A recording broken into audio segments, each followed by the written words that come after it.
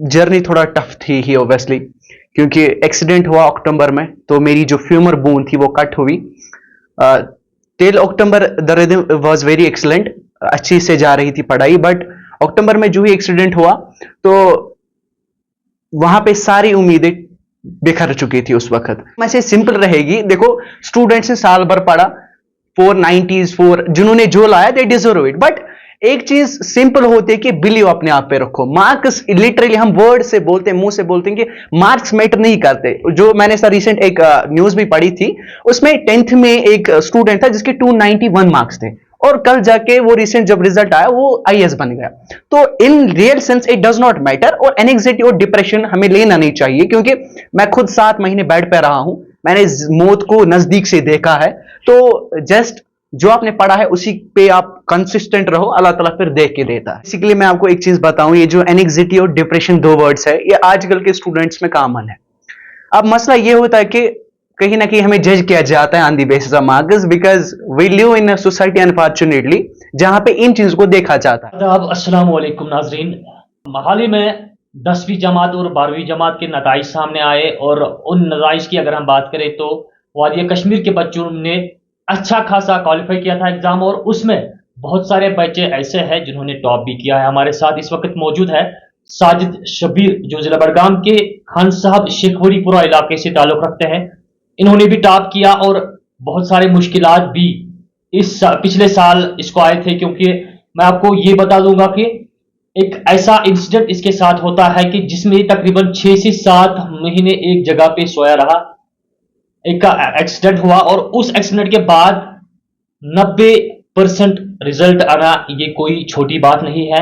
खासकर मैं बताऊंगा उन बच्चों के लिए जो छोटी छोटी इन मसाइलों पर, इन बातों पर खुद की जिंदगियां तबाह करते हैं, या बाकी मसले जो होते हैं सोसाइटी में। जिस तरह से हम देख रहे हैं कि रिजल्ट आने के बाद कहीं ना कहीं हम ये देखते हैं, हम ये खबरें सुनते हैं कि फलानी जगह पे किसी बच्चे ने सुसाइड किया। तो उन बच्चों के लिए ये इंस्पिरेशन है, क्योंकि 7 महीने एक जगह पे रहना, उसके बाद 90% मार्क्स लाना, 10वीं जमात का बच्चा है। इनसे हम बात करेंगे। हमारी तरफ से आपको मुबारकबाद, और हमें बताइए कि जिस तरह से आपने 90% रिजल्ट लाया, तो बच्चों में बहुत सारे बच्चों ने इसमें टॉप किया, तो किस तरह देखते हैं आप, और कितने मुश्किलात आए पढ़ने के दौरान इस साल? जिस तरह से हम आपके हालात देख रहे हैं कि आपका एक एक्सीडेंट भी हुआ था, तो क्या कहना चाहोगे आप उन बच्चों को? देखिए, बिस्मिल्लाहिर्रहमानिर्रहीम, अल्लाह ताला का लाख लाख शुक्र है जिसने मुझे यहाँ तक लाया इस मुकाम पे, कि उसने मुझे इन अच्छे नंबरातों से मुझे कामयाब किया। इसमें पहले अल्लाह ताला का लाख लाख शुक्र। और मैं ये बताना चाहता हूँ कि जर्नी थोड़ा टफ थी ही ऑब्वियसली, क्योंकि एक्सीडेंट हुआ अक्टूबर में, तो मेरी जो फ्यूमर बोन थी वो कट हुई। Till October the rhythm was very excellent, अच्छी से जा रही थी पढ़ाई, बट अक्टूबर में जो ही एक्सीडेंट हुआ तो वहां पे सारी उम्मीदें बिखर चुकी थी उस वक्त। तो फिर उसके बाद मैं एक ही जगह 7 महीने रहा, तो बस माइंडसेट इतना था कि जो मेरी एक्सपेक्टेशन है, अगर वहां तक नहीं पहुंच पाऊंगा टू सम एक्सटेंट उधर पहुंचना है।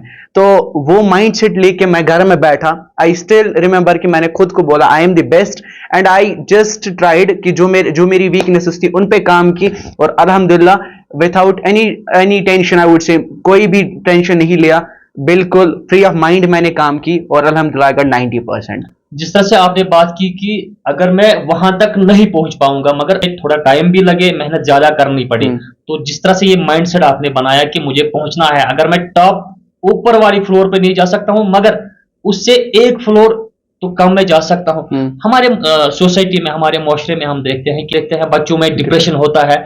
तो इस चीज को आप कैसे देखते हैं कि हल्के से मार्क्स कम आए या एक साल वो फेल हुए, तो उसमें वो सोसाइटी में जो है अपना किरदार इस तरह से निभाते हैं कि इंसान जिंदगी का खात्मा करता है। तो इन चीजों को कैसे देखते हैं आप? सर बेसिकली मैं आपको एक चीज बताऊं, ये जो एंग्जाइटी और डिप्रेशन 2 वर्ड्स है, ये आजकल के स्टूडेंट्स में कॉमन है।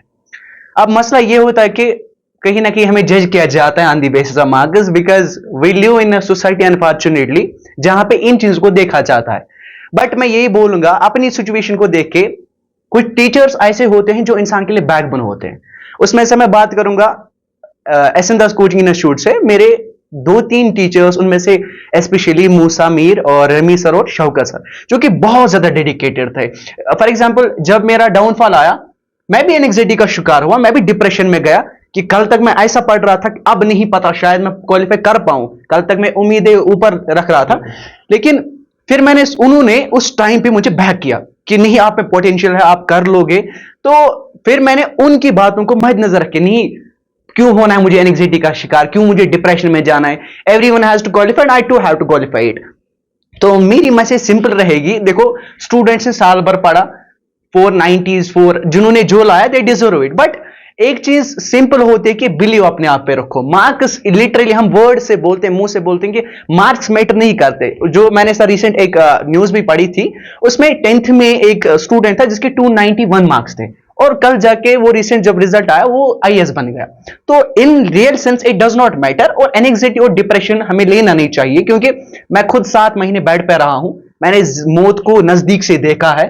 तो जस्ट जो आपने पढ़ा है उसी पे आप कंसिस्टेंट रहो, अल्लाह ताला फिर देख के देता है। क्या आपको लगता है कि मार्क्स की जिस तरह से आपने बात की, तो इसके पीछे पेरेंट्स का हाथ होता है कि बच्चे को ऐसा करना है, फोर्सफुली बच्चे को ऐसा किया करवाया जाता है कि आपको ये करना है? अगर किस तरह आप इस मैसेज को आगे पहुंचाना चाहते हैं कि पेरेंट्स को बच्चों पे फोर्स नहीं करना चाहिए? एक मैसेज रहेगी मेरी तरफ से, एक होता है कि आप खुद क्या चाहते हो। बिल्कुल। अनफॉर्चुनेटली मैं यही बताऊंगा कि we live in a society जहां पे ये बन चुका है, ये लेवल बन चुके हैं कि no you need to have this type of result, 490s 480s 450s like that, और तोला जाता है on the basis of marks, I would say. But जो होता है ना, एक कि आप में इंटेलिजेंस है, तो वो चीज आपको आगे लेके जाती है। तो जैसे आपने बोला कि फैमिली का प्रेशर होता है, आई थिंक फैमिली का प्रेशर कहीं ना कहीं होता ही है ऑब्वियसली, क्योंकि खुद की रेपुटेशन, पेरेंट्स की रेपुटेशन जहां पे पढ़ते हैं वहां उनकी रेपुटेशन को देखनी पड़ती है।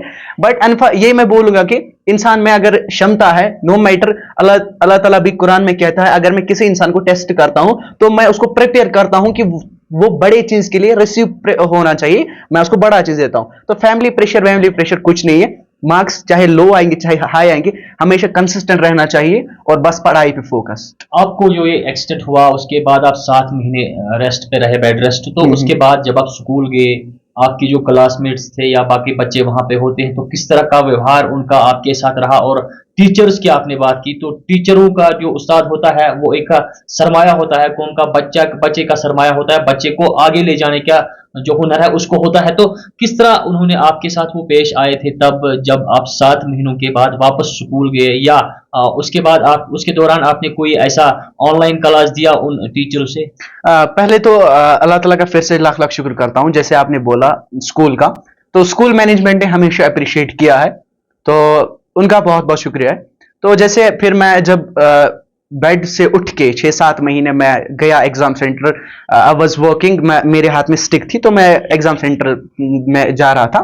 तो मैंने जस्ट ये देखा कि कोई नहीं, मतलब मुझे एक्सीडेंट हुआ, इट इज जस्ट कि मेरे साथ हुआ है, बट जहां तक मैंने पढ़ा है उसको एकदम मुझे अटेम्प्ट करके आना है।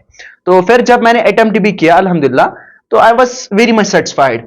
तो फिर रही बात टीचर्स की, मैं ऑनेस्टली बोलता हूं कि हम बताते हैं teachers are the backbone, but in literal sense मैंने आंखों से देखा है बैकबोन क्या होती है। मैंने जस्ट किसी ऐसे नाम लिया, जो ही मैं स्कूल से डिस्कनेक्ट हुआ, मेरा सिलेबस थोड़ा इनकम्प्लीट था, बट फिर थोड़ा बचा कुचा रहता था, और रिविजन्स। फिर मैंने अक्टूबर जो एक्सीडेंट हुआ उसके बाद, जो जहां पे मैं अभी पढ़ रहा हूं, institute S N Das coaching institute Budgam, उन्होंने मुझे ऑनलाइन ट्रैक पे लाया, और I was able to grasp and I was able to retain. तो उन्होंने फिर ऑनलाइन वहां से पढ़ाया, तो फिर उसी सोर्स को अडॉप्ट करके मैंने उनका माना, और अल्हम्दुलिल्लाह I am very much satisfied. जिस तरह से हम देखते हैं कि हमने आपके बारे में सुना भी कि स्पोर्ट्स की अगर हम बात करें या बाकी ऐसे एग्जाम्स होते हैं या बाकी ऐसी चीजें होते हैं, क्या इंटरेस्ट या किसी चीज में आप इसके बगैर, पढ़ने के बगैर इंटरेस्ट रखते हैं? हाँ देखिए, बेसिकली मैं बताऊंगा, मैं इसी इंस्टीट्यूट से ओलंपियाड क्रैक किया है मैंने, ऑल इंडिया रैंक 17 टायर 1।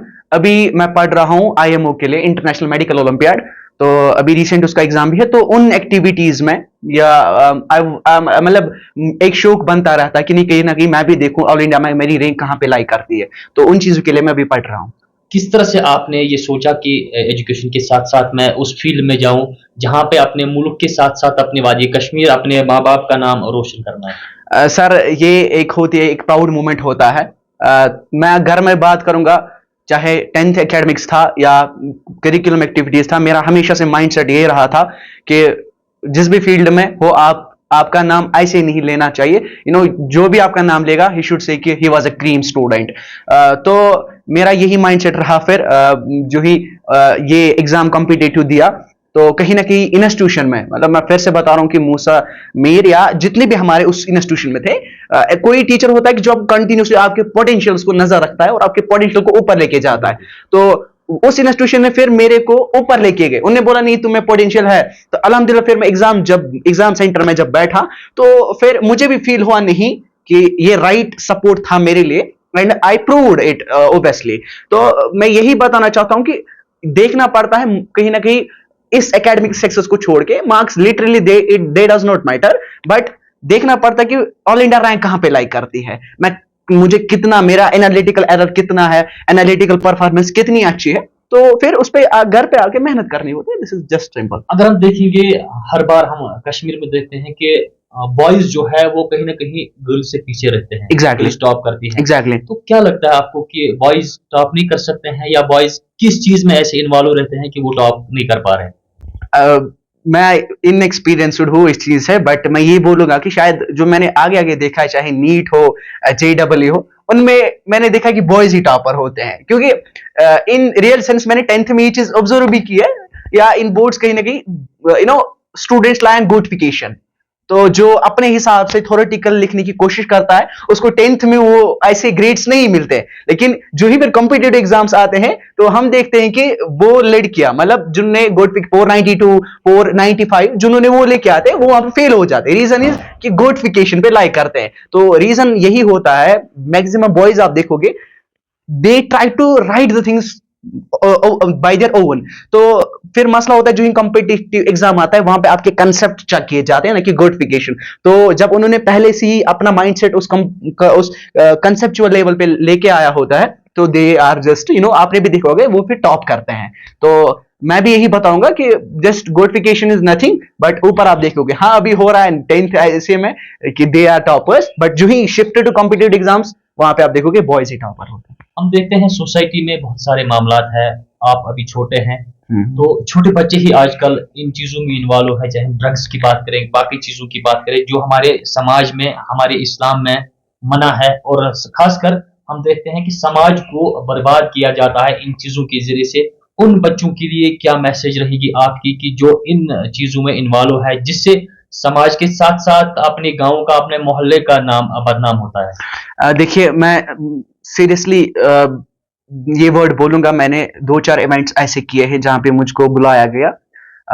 यही अवेयरनेस देनी थी कि ड्रग्स, तो बेसिकली ड्रग्स ना, ये थोड़ा, मतलब पहले इंसान देख के जब ये नाम सुनता था तो कांप जाता था, बट इन राइट नो की सिचुएशन ऐसी है कि ये कॉमन बन चुका है अभी, मैं अगर गलत ना हूं तो। यही मैसेज रहेगी सिंपल कि कुछ ऐसा करना चाहिए जिससे माँ बाप को प्राउड हो।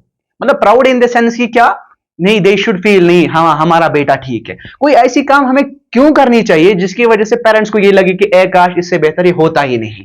तो कहीं ना कहीं अगर कोई ड्रग्स करता है, he should stop it, and government should obviously, जैसे हमारे डिपार्टमेंट्स है, they are working on it, and I hope कि ये ऐसे आगे चलते जाए, इन पे पूरी स्टॉप लग जाए, पूरा बैन इन पे लग जाए। और जो इंसान इनको मतलब जैसे एक फील्ड है, इसमें भी बंदे होंगे, तो उन पे भी स्ट्रिक्टनेस लगनी चाहिए, ताकि हमारा जो फ्यूचर है, हमारी जो अभी ये जनरेशन है, इसमें बहुत पोटेंशियल है।